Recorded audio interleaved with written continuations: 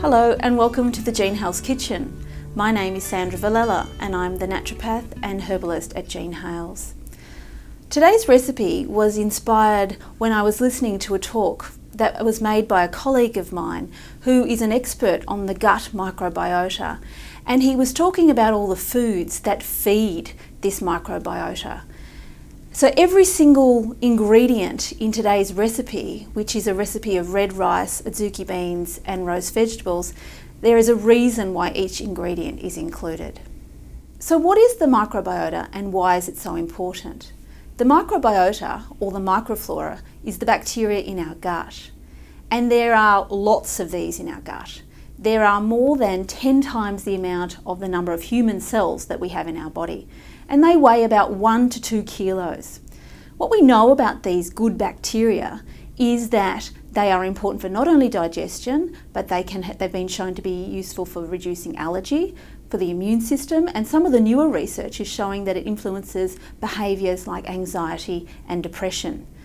What we do know also that we can feed this microbiota by the food that we eat, and predominantly a whole food plant diet, mainly with lots of different types of fibre, is the best way to feed this microbiota.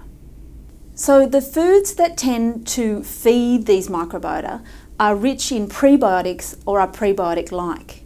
Prebiotics are indigestible, they're not broken down, and they arrive in the gut and they're fermented by this gut bacteria, and they're a food source for this gut bacteria, particularly our friendly bacteria, the lactobacilli and the bifidobacterium.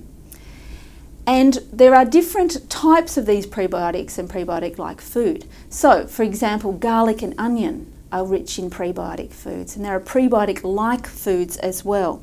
Asparagus is a prebiotic-like food.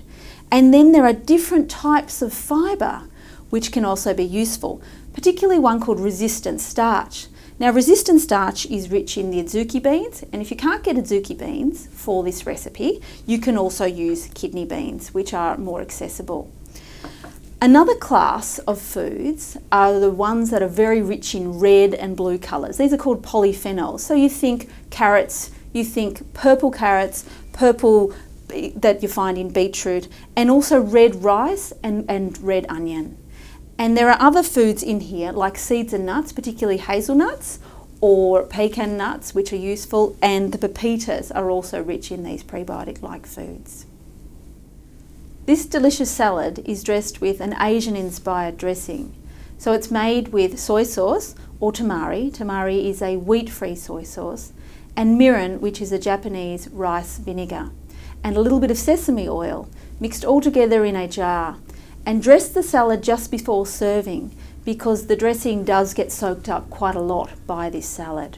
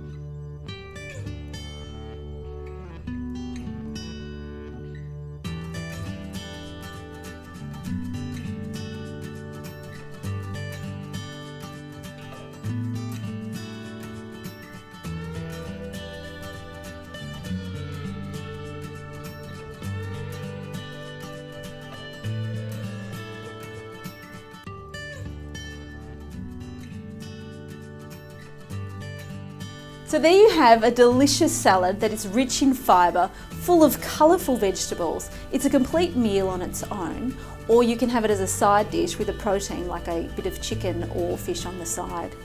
Enjoy!